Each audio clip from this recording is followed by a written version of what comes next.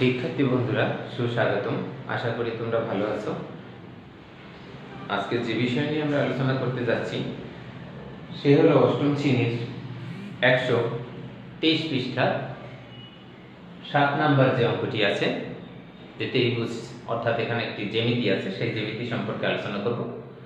জ্যামিতিটাই তোমরা দেখে থাকবে। একটি চিত্র দিয়ে দিয়েছে, বলেছে একটি রম্বসের চিত্র দিয়েছে, বলেছে AC সমান সমান 30 সেন্টিমিটার এবং BD সমান 16 সেন্টিমিটার হলে রম্বসের পরিধি নির্ণয় করতে বলেছে। দুইটি কর্ণের দৈর্ঘ্য দেওয়া আছে, কিন্তু আমাদের পরিধি নির্ণয় করতে বলেছে। পরিধি যদি নির্ণয় করতে হয় তাহলে আমাদের রম্বসের একটি বাহুর দৈর্ঘ্য জানতে হবে। তাহলে আমরা কিভাবে সেইটা জানতে পারি? দেখো, এখানে যদি আমি দেখি একটা ত্রিভুজ, একটা ত্রিভুজ, একটা ত্রিভুজ, একটা ত্রিভুজ হয়েছে, চারটি ত্রিভুজ হয়েছে সমকোণী ত্রিভুজ।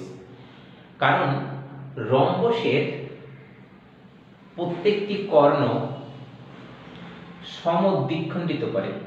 এইখানে AC কর্ণ BD কে সমদ্বিখণ্ডিত করবে, BD কর্ণ এই AC কে সমদ্বিখণ্ডিত করবে। আর সমদ্বিখণ্ডিত করার কারণে এই যেখানে এটা পরস্পর O বিন্দুতে ছেদ করলো, কেমন? তাহলে O এর যে কয়টা কোণ উৎপন্ন হয়েছে সবগুলো হয়েছে 90 ডিগ্রি। তোমরা বুঝতে পেরেছো কথাটা কি বলতে চাইছি? প্রত্যেকটা 90 ডিগ্রি, এজন্য তাকে বলা হয় সমকোণী ত্রিভুজ। আসি আমাদের কথায়। চিত্রে ABCD একটি রম্বস, ABCD একটি রম্বস এবং এর কর্ণ AC সমান 30 সেন্টিমিটার এবং BD সমান 16 সেন্টিমিটার। আমরা জানি রম্বসের কর্ণদ্বয় পরস্পরকে সমান সমকোণে সমদ্বিখণ্ডিত করে। আমি তোমাকে এটা আগেই বলে দিয়েছি। মনে করি AC ও BD কর্ণদ্বয় পরস্পর ও বিন্দুতে ছেদ করেছে। কেমন সহজ, কিন্তু একটু চিন্তা করলে দেখবে এটা অনেক সহজ। এখানে যদি সমদ্বিখণ্ডিত করে এবং কর্ণদ্বয় মানে এখানে কর্ণদ্বয় এখানে সমকোণে সমদ্বিখণ্ডিত করে, তাহলে সমকোণটা কোনটা? সেটা হলো প্রথম যে কোণটা আছে A ও B কোণ, এটা একটি সমকোণ। B ও C কোণ, এটাও একটি সমকোণ। C ও D কোণ, এটাও একটি সমকোণ। D ও A কোণ অথবা A ও D কোণ, যেটাই লেখো তোমরা, এটাও একটি সমকোণ। সমকোণ সমান সমান হলো কত? 90 ডিগ্রি। বুঝাইতে পারলে?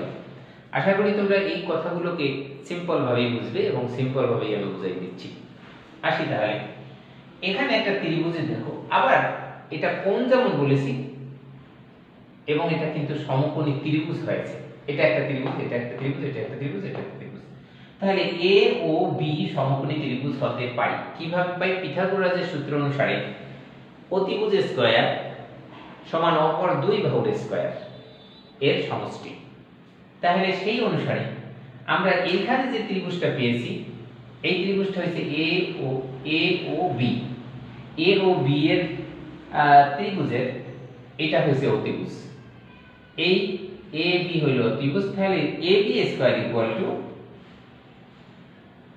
OA অথবা AO OB এর স্কয়ারের সমষ্টি। দেখো, OA স্কয়ার প্লাস OB স্কয়ারের সমষ্টি। তাহলে আমরা জানি কি A থেকে C পর্যন্ত কত সেন্টিমিটার? A থেকে C পর্যন্ত হইল 30 সেন্টিমিটার। তাহলে A থেকে O পর্যন্ত কত হবে? 30 এর হাফ। তাহলে AO কতটুকু হবে? অথবা OA সমান সমান হবে half AC plus half BD, অর্থাৎ B থেকে D পর্যন্ত হইছে 16 সেন্টিমিটার। হাফ মানে অর্ধেক হবে, অর্ধেক। তাহলে আমরা করে নিলাম AC এর মান কত? 30, BD এর মান কত? 16। তাহলে 2 দিয়ে আমি 30 কে যদি ভাগ করি হয় কত? 15 এবং 2 দিয়ে যদি 16 কে ভাগ করি তাহলে কি হয়? 8।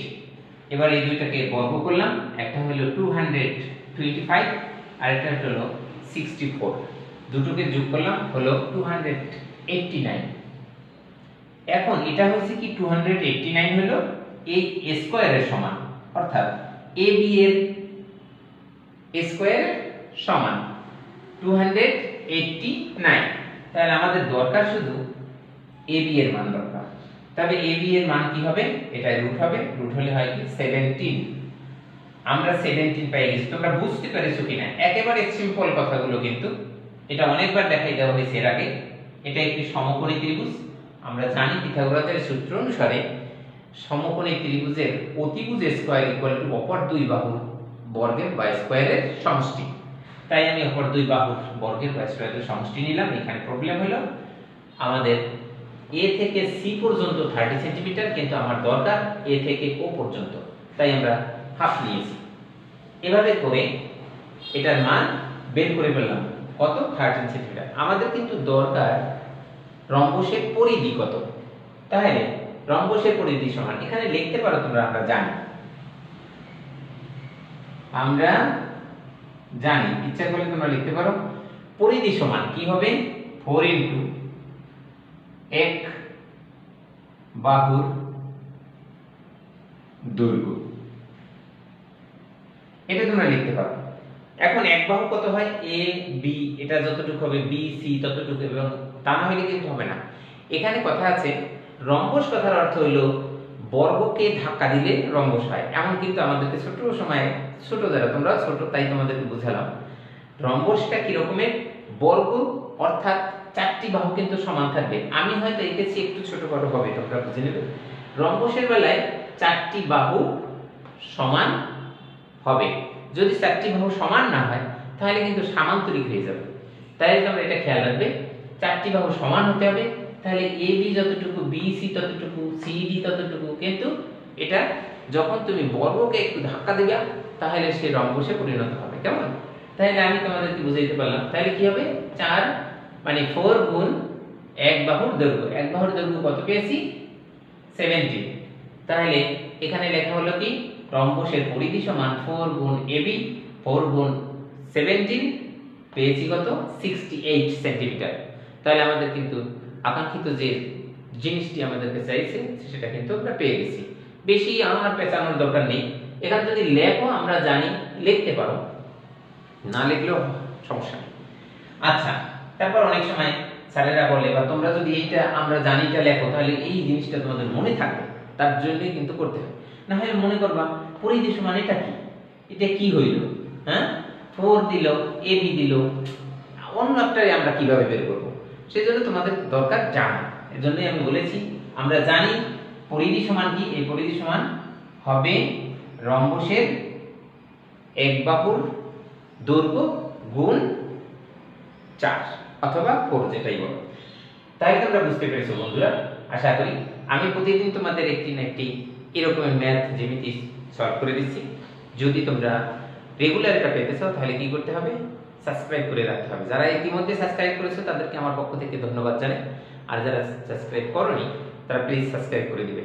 আর বন্ধুরা, আমরা একটি স্লোগান আমি প্রায় দিয়ে থাকি, সেটা হলো সুস্থই, মানে আমরা যদি সুস্থ না থাকি তাহলে কিন্তু সুখের মূল হবে না। সুস্থই সুখের মূল, এরকমের কথা আছে। আরেকটা স্লোগান আছে, যত সুস্থ মানে যত ব্যস্ত তত সুস্থ, যত আরাম তত হারাম। এই কথাটার অর্থ হলো তুমি যদি ব্যস্ততার মধ্যে থাকো তাহলে তুমি সুস্থ থাকবে। তার কারণ হলো তুমি যদি ব্যস্ত থাকো সবার ক্ষেত্রে, এটা তোমার ছোটদের তাদের জন্য না, বড়দের ক্ষেত্রেও কিন্তু ব্যস্ত তত সুস্থ। একজন বৃদ্ধ বয়স, সে যদি রেগুলার একটু একটু হাঁটাহাঁটি করে তাহলে তার কি করবে? শরীরের সকল অঙ্গ প্রত্যঙ্গগুলো একটু ফ্লেক্সিবিলিটি বাড়বে। তখন তার কিন্তু বার্ধক্যটা কমে গিয়ে সে তারান্যতা পেয়ে থাকবে। তাই আমাদের উচিত প্রত্যেকেরই, আবার যদি তোমার মতো বা আমার মতো যারা কম বয়সী আছে তারা যদি আবার একটু নড়াচড়া না করি, খালি শুয়েই থাকি, শুধু ছোটখাটো মানে কম্পিউটারে কাজ করতেছি, কোনো নড়াচড়া করলাম না, তাহলে কিন্তু সে তাড়াতাড়ি বার্ধক্যতে পরিণত হবে। বন্ধুরা, তাই আমাদের কি করতে হবে? অন্তত পক্ষে সবসময় স্কুল কলেজ কাছাকাছি থাকলে একটু হেঁটে যাও, হেঁটে আসো, হ্যাঁ। তারপরে বিভিন্ন রকমের কায়িক পরিশ্রম, যেটা খেলাধুলা করো, এভাবে করতে হবে। ঠিক মতো পানি খেতে হবে, সকাল সকাল ঘুমাতে যাও এবং সকাল সকাল ঘুম থেকে উঠতে হবে। সবাই ভালো থাকো, সুন্দরভাবে অধ্যয়ন করে সুন্দর একটি জীবন গড়ো। Good bye.